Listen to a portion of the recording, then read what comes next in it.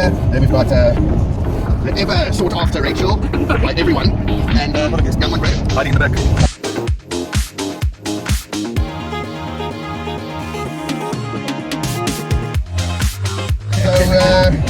So we've just come from, I think a conference is the wrong word, but we've just come from meeting up with heal support groups, having dinner with the facilitators, and then sort of running a little bit of an educational talk at Cornerstone Church in Bedford View.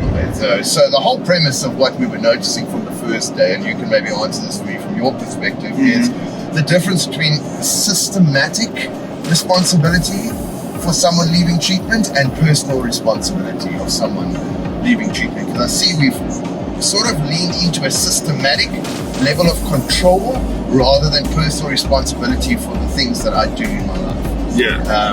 So yeah, man, what do you think? Systematic meaning that the supporters and the support group and all the people around are creating are actually a system. Responsible for creating the system and upholding the system. Correct. And also enforcing everything that they've decided is valuable to that system. Yeah. Which then just alleviates the personal responsibility or taking any accountability of their own lives. Yeah. And kind of really just look at what accountability actually means, because I think accountability is trying to control somebody at these stages. It's become a control mechanism, which is not actually healthy for the individual that it's literally done. When we talk about long-term treatment now, a good 9, 10, 11, 12 months of learning how to look after themselves. And then we go back into a system that looks after them. And what that actually does to the psyche. And I think what we also checked is that a lot of the systems built on kind of fear of the supporters of things not working out, and fear is driving massive needs to control, right? Yeah, but then there's this big question of freedom in recovery versus restriction in recovery.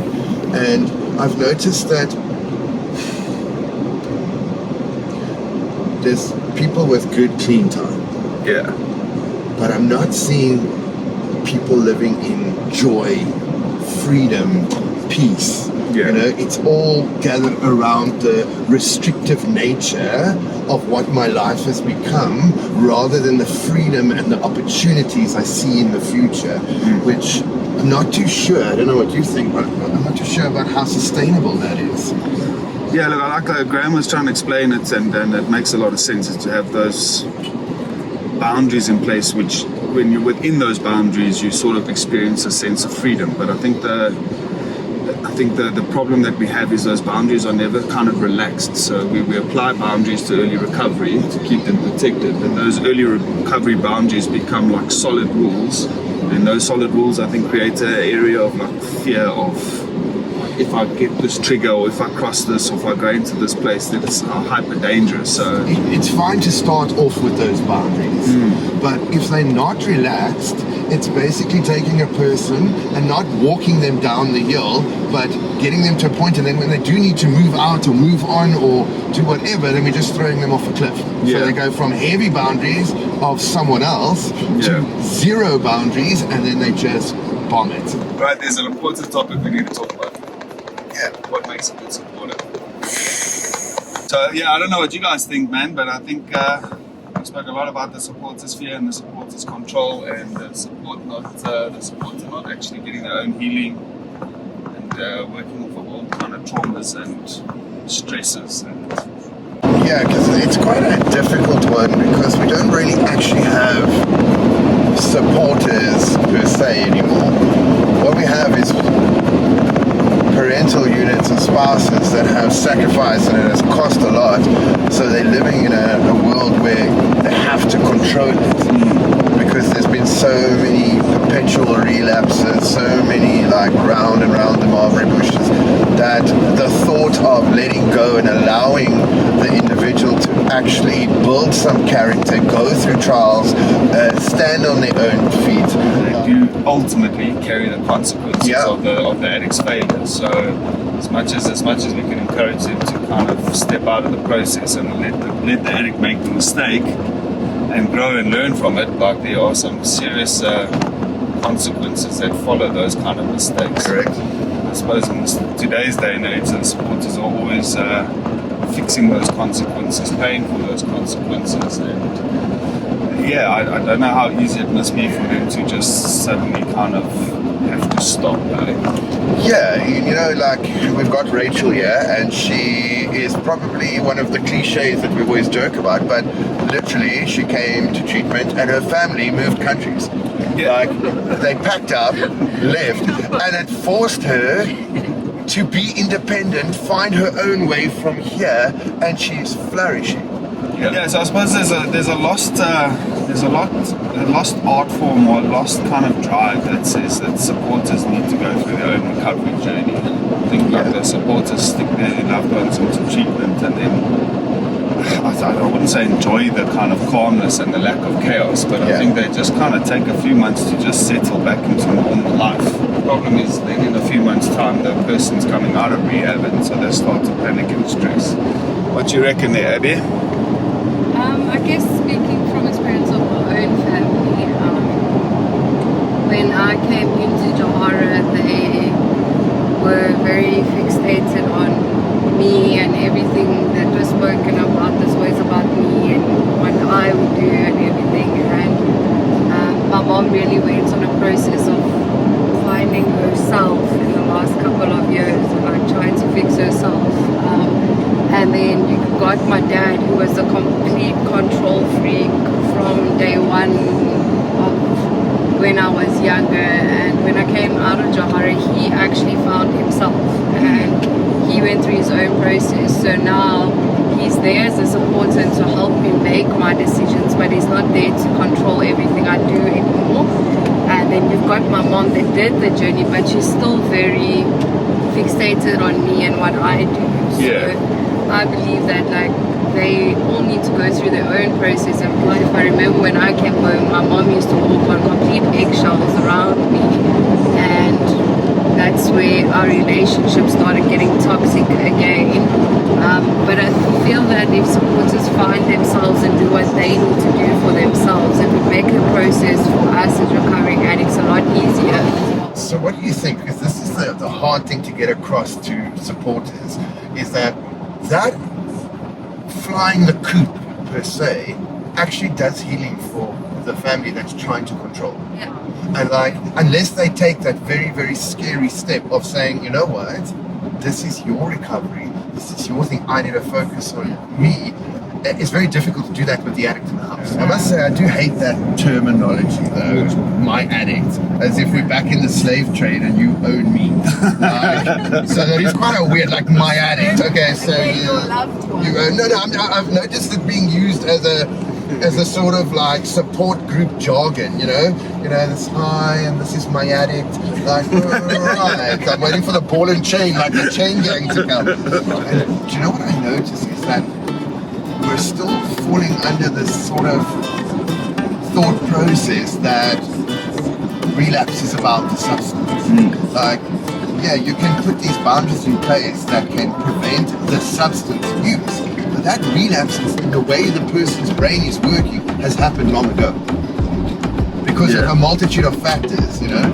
So I'm not too sure whether this strict control has any bearing or any success against a relapse, because a relapse is a mental thing of going back into old behaviors, about going back into the thought process of obsessing about escaping your life, not going through it, trying to find a back door around it.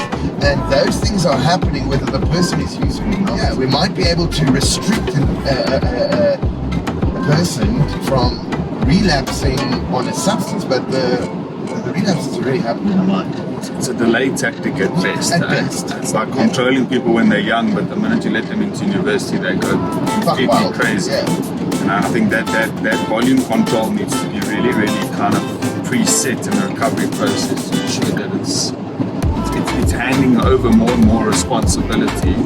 And that only comes with the ability to allow the person to make certain mistakes. Like, we can't fear a couple of little mistakes along the way. We need to use those to kind of learn and grow and develop strength, right? I also think, like, we spend a long time in our treatment process working on control issues and fear and acting out of those. And it's a very long process to kind of step out of that thinking pattern, and then to have worked on that and to step back into an environment that is extremely controlled, and a lot of decisions are based out of fear of the supporter. It makes it very hard to continue on that change and development that the addict is kind of on that trajectory. And I think you guys spoke a lot about and asked the difficult question to the supporters, like how much of your decision making is based out of fear. And it's a fine balance, because you can't undermine or forget the absolute chaos and destruction that your partner or child has caused before coming into treatment. But if you continue to treat the person when they come out of treatment like that version, that addict in them, it stunts the growth that the treatment process is kind of. This is a question to Davey mainly. Yeah. Like, cool, you've gone through good treatment, you've gone through Johara, you've done your 9, 10, 11, 12 months, you have a good plan, you have a good solid support with your counselors, like you've been educated and developed and dealt with a lot of issues, and that allows a person to actually take a little bit more risk, if I can say, or to kind of step a little bit further outside the boundaries. What are we saying about the guys that aren't getting treatment or aren't getting quality treatment, or are coming out of rehabilitation and they're still really uncertain of kind of the boundary between culture of addiction and culture of recovery and their expectations? And how do we deal with those guys in the same way? Is it the same principle, or are there different approaches at that stage? There has to be different approaches. So you cannot treat someone that comes out of Healing Wings or a Johara or that's been in a Victory Village for a period of time the same way you're going to treat someone that's come out of a short-term treatment, which is a, let's say, basic intervention to substance abuse or chaos in people's lives, and then expect them to understand the depths of what responsibility is. And if you take that person and you give them personal responsibility, you're actually setting them up for relapse and failure. So a big part of the psychology of addiction is treating the individual for where the individual is at. And so there cannot be a standard across the board. You really need to come out of your treatment center, and this is where the support groups are vitally important. I don't think I can stress enough how important the role of a support group afterwards is, because that's where those facilitators need to determine what is the next steps this individual needs to take. So are we putting high and heavy restrictions in because they're 3 months into a process and we can start to lax those off at 12 months, 13, 14 months? That's a very different story to someone that's done 12, 13, 14, 15 months in a really good treatment center, and then we're trying to restrict them. On that topic, like, it's the boundaries are there to protect you. Correct. And the consequences are there to protect you. And so if a supporter is putting in their boundaries, it's to protect the supporter, not control the addict. Absolutely. And so the boundary needs to be, this is my boundary and this is what keeps me safe as a supporter, not this is the boundary and this is how I expect you to behave, and if you don't behave this way, I'm going to punish you. To enforce that kind of compliance. Like, if the supporter's not enforcing the consequence per se of their boundary, they're actually placing themselves at risk. Absolutely. And they're the ones to blame for the risk that they're placing themselves in. You can't use the boundaries and the relapse prevention plans and all those things to enforce compliant behavior. It's not something that doesn't works. stick. That's the problem with it. It doesn't stick. So it's the same cliff analogy. So you do that the minute that individual doesn't have to be in that or is forced out of it, it all just bombs. Sure.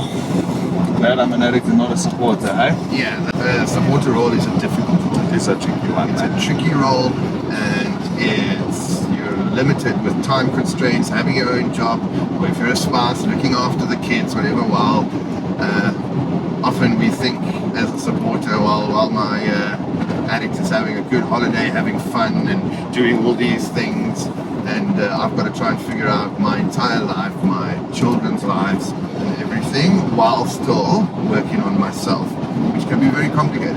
And yeah, I think recovery needs to be based on growing and developing and staying clean being one of the most important criteria. I think we've gotten to a point that if it's a behavioral relapse, we're ready to put people back into rehab for making little mistakes, which is just not. That's not okay. It doesn't help. Yeah.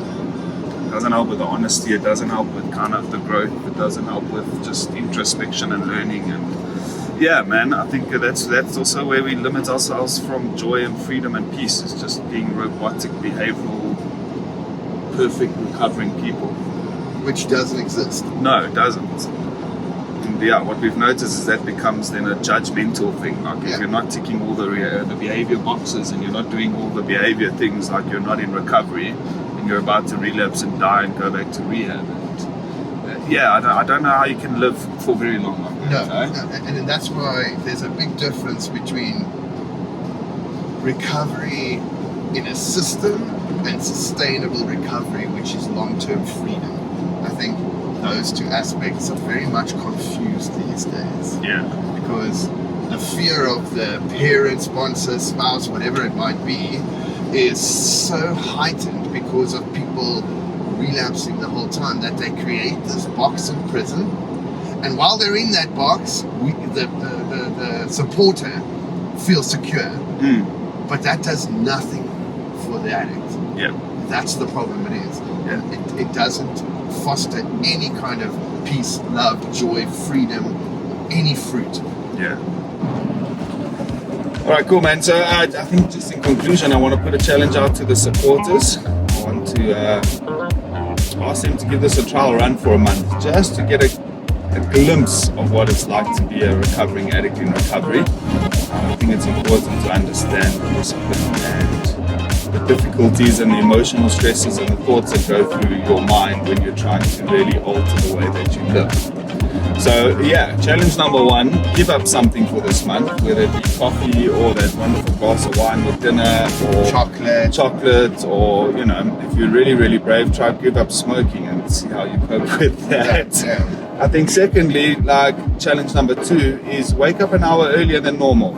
Just spend some quiet time with yourself, some self-reflection time with yourself, and just try and start your day differently.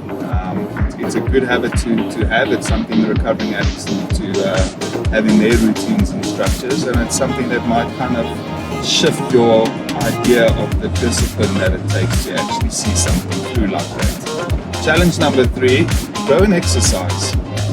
The amount of discipline and commitment it takes to getting an exercise routine going is quite intense, but you'll find once you've got that discipline going that it actually becomes a way of life. So yeah, my challenge to you is maybe add 3 days of exercise, whether it be walking or running or going to the gym, whatever the case may be. It's not a tricky thing, it's not difficult, but to commit to that you'll see is quite difficult. So challenge number 4 is to have at least one social activity for the week. Get in contact with your friends, take them out to dinner, go for coffee with one of your friends, and have positive conversations, not negative conversations. Yeah. Speak positively about where you're at, where your life is at, and what blessings and gratitude things you have coming your way.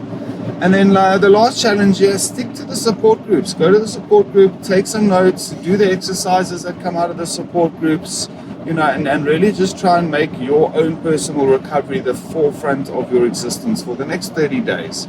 I think you'll see quite quickly that while there's loads and loads of benefits to all of these things, that it's not as simple as one would think to just have these things enter into your life. Understanding that your recovery needs to be a reflection of the recovery you want your loved one to be in. Yeah. You've got to reflect the honesty, you've got to reflect the fact that you're prepared to do the difficult work, you've got to be able to express your true emotions. You've got to let go of control and surrender.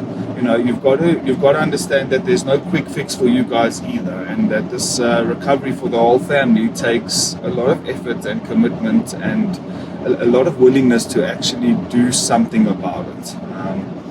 Don't think that it's just going to heal itself, and don't think that it's just going to come right because your loved one's been away for a couple of months.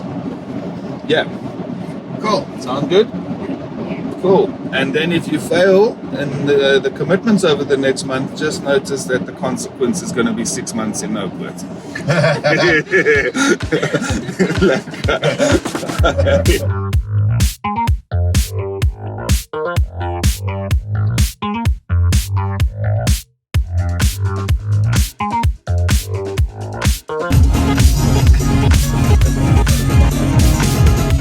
In 800 meters, keep right at the fork.